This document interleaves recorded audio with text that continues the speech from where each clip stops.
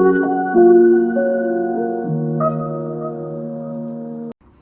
everyone, hope you're all doing well. So I'm Sarah from Easy Meals, here to share another delicious recipe with you all.